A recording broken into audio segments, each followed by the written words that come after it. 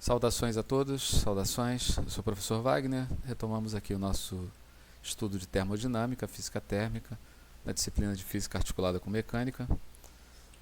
Eu vou colocar aqui no ponto para nós retomarmos o assunto da aula passada. Vou avançando para vocês aqui, nós tratamos da primeira lei da termodinâmica, fizemos a dedução do trabalho termodinâmico. Fiz com vocês um pouquinho do cálculo integral, porque no diagrama PV nós podemos calcular o trabalho através da área. Fiz um exemplo da aplicação do cálculo integral e depois comparei com o cálculo do trabalho pela área. Fiz o calor numa transformação termodinâmica. Diferenciei para vocês que existem dois tipos de quantidade de calor, uma para evoluções a volume constante e outra para evolução a pressão constante. Falei um pouco da energia interna. Não deduzi para vocês, mas disse que existem duas expressões aí para cálculo da energia interna de um gás ideal. Uma condição de um gás monatômico, outra condição de um gás diatômico dentro de uma determinada faixa de temperatura. Fiz com vocês um exercício. Falei com vocês de algumas transformações: isobárica, isocórica, isotérmica e a transformação cíclica. Bom, ficou faltando a transformação adiabática, que eu vou retomar aqui a partir de agora. Foi uma quinta e última transformação dessa fase inicial de teoria. Então, vou pegar para isso um diagrama PV. Vou fazer um gás evoluir de uma condição inicial P0, V0 e uma temperatura T0, ou poderia ser PA, VA, uma temperatura TA, e ele vai evoluir até uma condição no ponto B, uma temperatura T, ou TB, uma pressão P e um volume V, ou uma pressão PB e um volume VB. Os índices aí tanto faz. Essa evolução vai se dar em cima dessa curva aqui, que a gente chama de adiabática. Se vocês lembrarem lá atrás, quando eu defini para vocês o termo adiabático, significa que não troca calor. Adiabático significa que não troca calor. Então, esse tipo de transformação não vai haver troca de energia térmica na forma de calor. Eu desenhei para vocês aqui essas duas isotermas. A isoterma que passa no ponto A tem uma temperatura TA, a isoterma que passa no ponto B tem uma temperatura TB. Lembrando que essas linhas seguem paralelas, elas seguem sem se tocarem. E lembrando que as isotermas superiores têm temperaturas maiores que as isotermas inferiores, portanto TA maior que TB. Características dessa transformação, como eu já adiantei: não há troca de calor, então o calor é zero. Consequentemente, a primeira lei da termodinâmica, eu vou zerar esse termo, vou passar o trabalho para o lado de lá e ele vai trocar de sinal. Então, eu posso escrever a primeira lei da termodinâmica para uma transformação adiabática como sendo a variação da energia interna igual a menos o trabalho. Numa expansão adiabática, portanto, a temperatura diminui, e numa compressão adiabática, a temperatura aumenta. Então, eu vou reforçar esse ponto com vocês aqui, vou dar alguns exemplos, vou passar um vídeo também, para ilustrar que quando eu faço uma expansão, o gás ele expande, aumenta de volume de forma adiabática, eu vou ter a temperatura diminuindo. E quando ele comprime, ele diminui de volume de forma adiabática, eu vou ter um aumento da temperatura.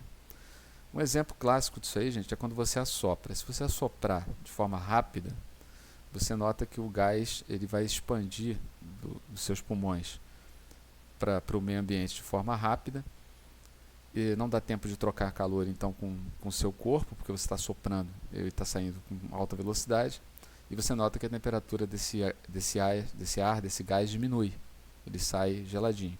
Se você fizer um assopro, né, de forma gradual, né, gradativa, devagar, vai dar tempo de trocar calor, então você não vai ter uma expansão adiabática. É aquele sopro gelado lá do Super-Homem, né? Você vê que ele assopra rapidamente e o ar sai congelante.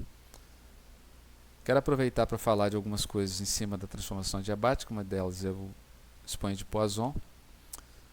Numa transformação adiabática vai valer essa relação aqui, PV elevado a gama é uma constante. Esse gama que eu vou falar, exponho de Poisson daqui a pouco. Mas o que eu quero que vocês entendam é o seguinte, que não vai valer para a gente, melhor dizendo, essa relação, o produto da pressão vezes o volume elevado a esse expoente. Então, se eu pegar aqui no ponto A, a pressão A vezes o volume de A elevado a esse expoente, e eu comparar com o ponto B, eu vou ter que fazer PB vezes VB elevado a esse expoente. E isso vai ser uma constante, então eu vou poder igualar esses dois pontos. É justamente o que eu escrevi aqui para vocês. Para quaisquer pontos, eu posso ter isso aqui numa expansão ou compressão adiabática. O expoente de Poisson ele é calculado por Cp sobre Cv. Vocês lembram lá na aula passada eu defini Cp como calor molar a pressão constante e Cv como calor molar a volume constante. Posso escrever também isso em termos dos calores específicos, Cp e Cv, aí o C minúsculo, C minúsculo, C minúsculo.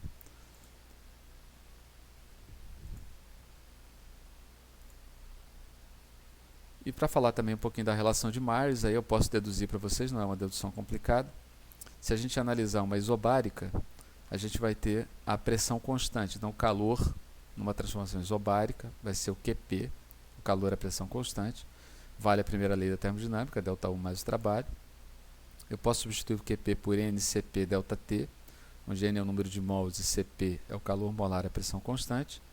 Mantenho aqui o trabalho e o ΔU. Notem que eu passei o trabalho para o lado de cá, ele ficou negativo. Numa isocórica, eu teria o QV igual a ΔU, o trabalho zerou. Lembra que na isocórica não tem variação de volume, logo não há trabalho. Então, eu posso escrever NCV ΔT igual a ΔU, onde NCV ΔT é o calor a volume constante. E eu posso pegar essas duas relações aqui, por conta própria, e fazer uma razão entre elas. Vou fazer isso porque eu quero, não existe nenhuma regra para isso. Vou dividir uma pela outra. Quando eu dividir uma pela outra, ou você pode até encarar isso colocando ΔU em evidência, em uma e substituindo na outra, eu vou ficar com uma expressão desse tipo aqui, ó. NCP ΔT menos trabalho é igual a NCV ΔT. Uma forma fácil é só substituir, olha, o ΔU nessa expressão aqui em cima. Vou passar tudo que tem ΔT para um lado e o trabalho, consequentemente, vai passar para o outro. Isso aqui vai ficar negativo, isso aqui vai ficar positivo. Vou lembrar que o trabalho é P ΔV e pela equação de Clapeyron, P ΔV é igual a NR ΔT. Lembra que PV é igual a NRT. E eu vou substituir na expressão aqui de cima. O que eu noto com isso? Que eu posso cortar algumas coisas. Posso cortar a temperatura, posso cortar o número de mols. Então, essa é a relação de Myers. Cp menos Cv é igual a R. Lembrando que R é aquela constante de Clapeyron, que tem um valor lá que nós definimos nas aulas passadas para unidades usuais, 0,082, e para unidade de sistema intencional, que era 8,31. Se vocês lembram da aula passada, eu calculei o CV para um gás ideal monoatômico como 3 meios de R. Logo, se eu jogar nessa relação aqui, e você pode fazer isso de forma simples, tá? Substituindo aqui por 3 meios de R, você vai descobrir que o CP, para um gás ideal monoatômico, apenas nessa situação, tá, gente? Ele vai valer 5 meios de R. Vou passar um videozinho para vocês aqui agora, com a ilustração de uma transformação adiabática, e depois a gente discute um pouquinho.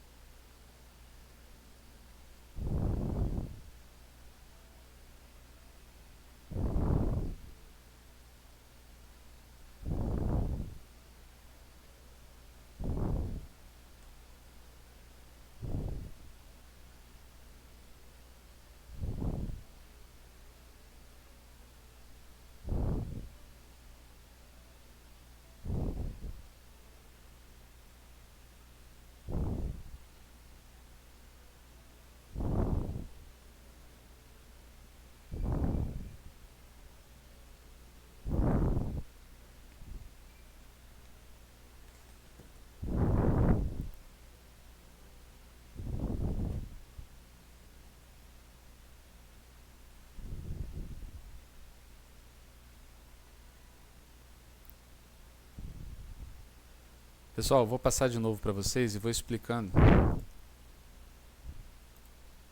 para vocês entenderem exatamente o que está acontecendo.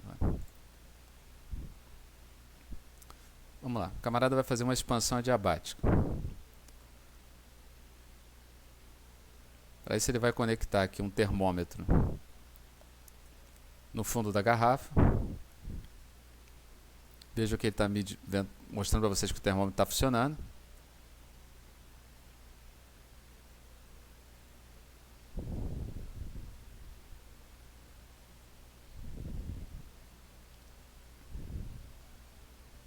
Vai vedar direitinho ali, porque ele vai bombear um gás aí para dentro.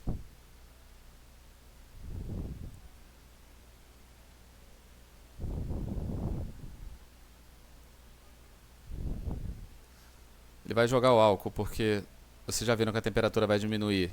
E isso vai causar um efeito visual para vocês verem o álcool condensando.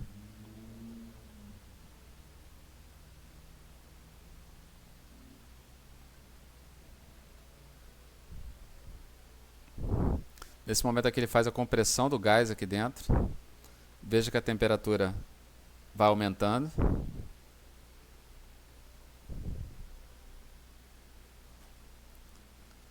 E quando ele solta a rolha, bruscamente o que acontece? Há uma expansão. E por ela ser brusca, essa expansão não dá tempo de trocar calor com o meio externo. Então ela é uma expansão adiabática. Então note o que acontece com a temperatura do gás aqui dentro. Olha, caiu bruscamente, está vendo? E esse efeito dessa nuvenzinha que você vê aqui é o efeito do álcool que aconteceu com ele.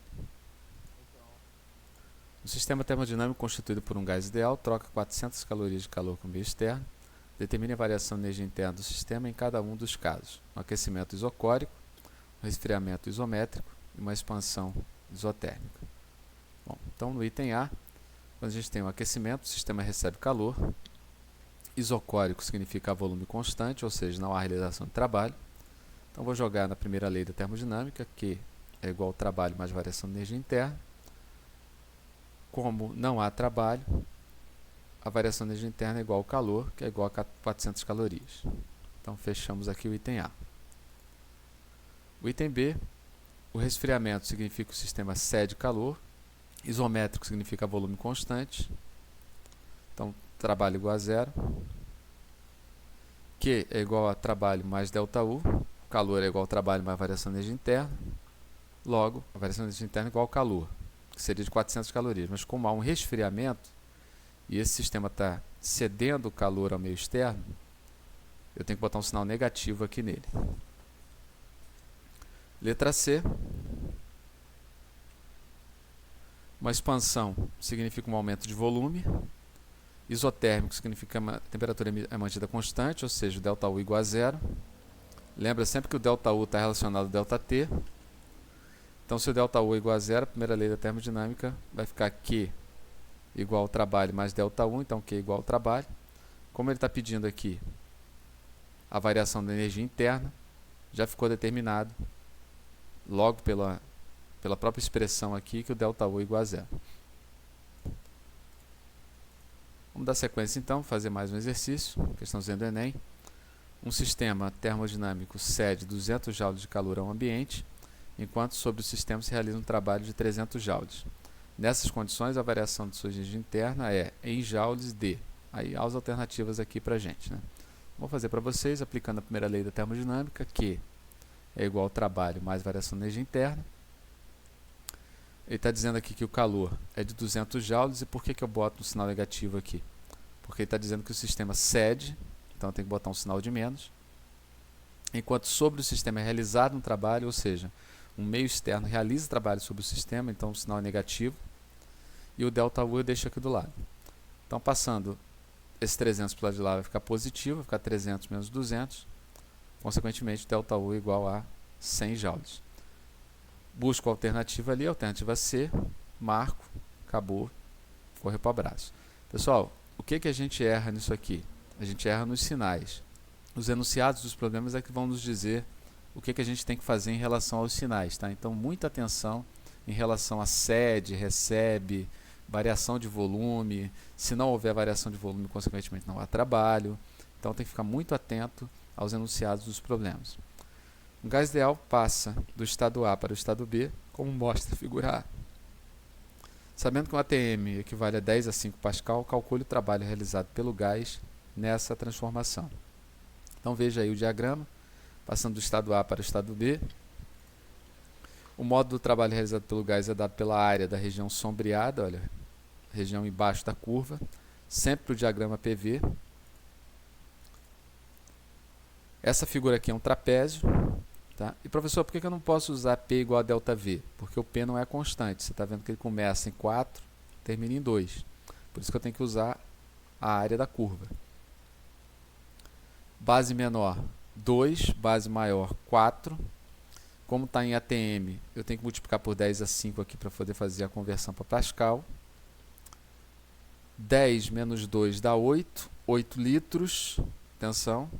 Tem que multiplicar por 10 a menos 3 para passar para metro cúbico, sobre 2 aqui, que é da fórmula da área. Então eu descubro que o trabalho é 24 vezes 10 a 2, ou 2,4 vezes 10 a 3 joules. Como se trata de uma compressão, gente, cuidado com isso, tá? O volume está diminuindo, olha, esse trabalho ele vai ser negativo, tá? Então, para fechar o problema, eu tenho que botar um sinal de menos aqui, e encerrar a questão com vocês aqui.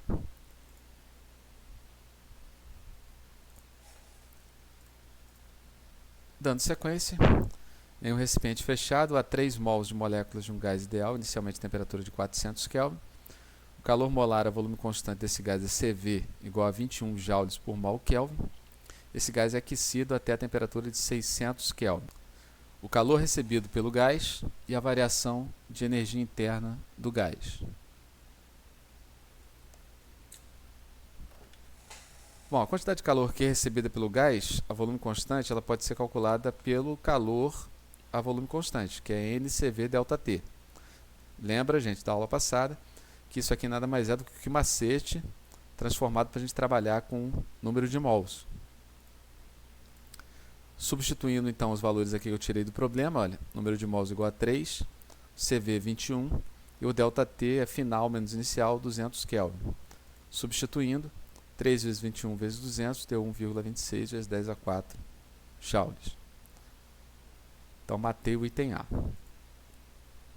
Item B, a variação de energia interna do gás. Como o volume é constante, o gás não realiza trabalho. Jogando a primeira lei da termodinâmica, Q é igual ao trabalho mais variação de energia interna. Isso aqui vai zerar. Logo, quantidade de calor é igual a variação de energia interna.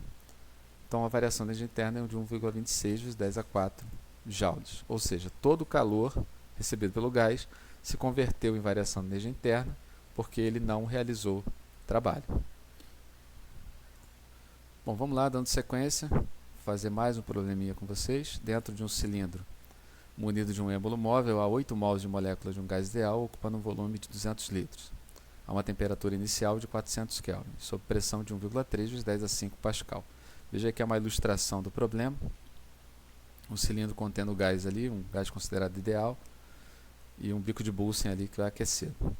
Mantendo a pressão constante, o gás recebe uma quantidade de calor de 3,2 vezes 10 a 4 joules, passando a um volume de 300 litros. Então veja que o volume aumentou. Sabe-se que o R, a constante de Clapeyron, é 8,3 joules por mol Kelvin e que a massa molar do gás é de 40 gramas por mol. Para esse gás, calcule o trabalho realizado, a variação de energia interna, o calor molar, a pressão constante e a massa do gás, bem como o calor específico, a pressão constante. Então veja aí que o problema é bem completo, né? Tem várias coisas para a gente calcular, tem várias informações do problema. Então vamos fazer ele calmamente. Vamos lá. Item A. Para calcular o trabalho realizado, eu vou jogar lá no trabalho termodinâmico. O trabalho é P ΔV, pressão vezes variação do volume. A pressão mantida constante 1,3 vezes 10 a 5. A variação do volume 300 menos 200, mas lembrando que está em litros, tem que multiplicar por 10 a menos 3 para transformar para metro cúbico. Fazendo a continha, 1,3 vezes 10 a 4 joules. Então, beleza, matou o item A. Veja que a primeira lei da termodinâmica geralmente ela é bem tranquila, né? O que pega é justamente aquela questão dos sinais, como eu falei com vocês. Para calcular a variação de energia interna, já que eu já tenho a quantidade de calor que foi adicionada ao sistema e já calculei o trabalho, jogo na primeira lei, substituo aqui o calor e o trabalho, vai ficar 3,2 vezes 10 a 4, menos 1,3 vezes 10 a 4, isso vai dar 1,9 vezes 10 a 4 joules. Tranquilão, né? Letra C, o calor molar, a pressão constante, vou ter que jogar lá no Q-macete, lembrando que o Q-macete foi transformado em NCP ΔT. Para calcular isso, eu vou precisar jogar na lei geral dos gases aí, para calcular a temperatura final.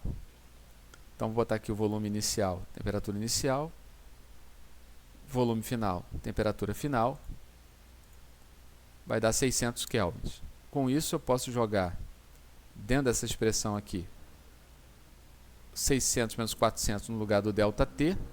A quantidade de calor eu já tenho, foi dado no problema. O número de mols foi dado no problema. Com isso, eu calculo o calor molar. 3,2 vezes 10 a 4 sobre 8 vezes 200. Isso vai nos dar 20 joules por mol Kelvin. Letra D, a massa. Eu vou jogar lá na definição do número de mols, massa sobre a massa molar. Ele deu a massa molar do gás, 40. Eu calculei através do número de mols já para vocês, olha, 8 vezes 40, 320 gramas, já que eu tenho 40 gramas por mol, tenho 8 mols, o aluno fica tentado a fazer uma regra de 3, mas você vai jogar aqui na definição para poder resolver o problema bonitinho, né, gente?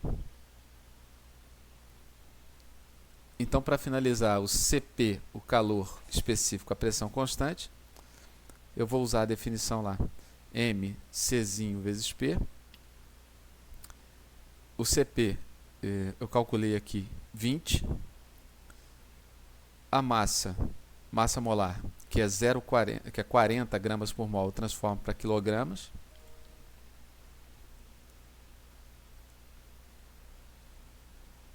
Dividindo por 1000.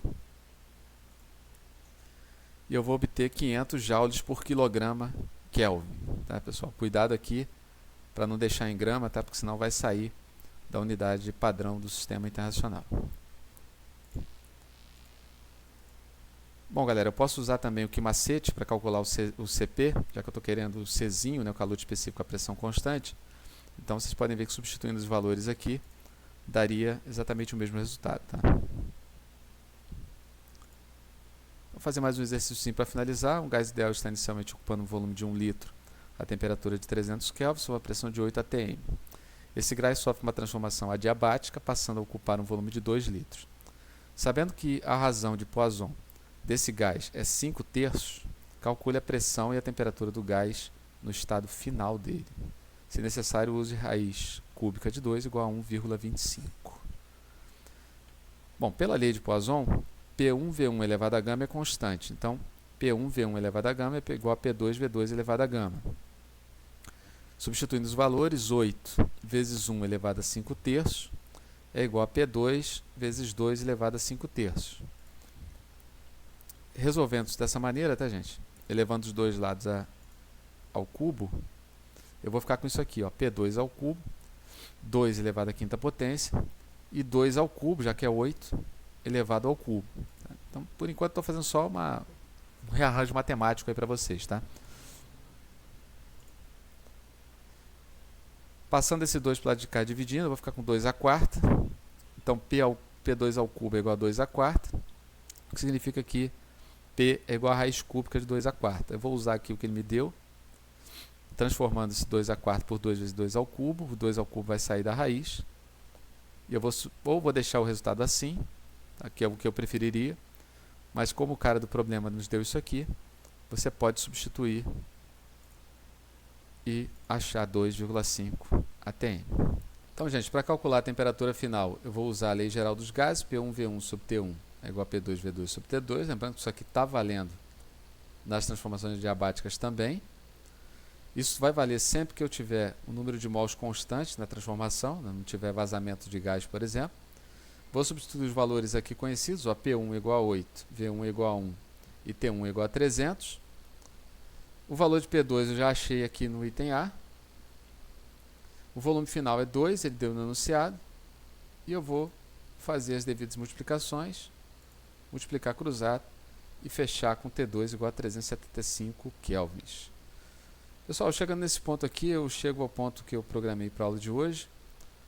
Agradeço muito a vocês a presença, torcendo aí para que todos estejam bem, com saúde, vocês e seus familiares. Desejo um forte abraço a todos aí. Tchau, tchau.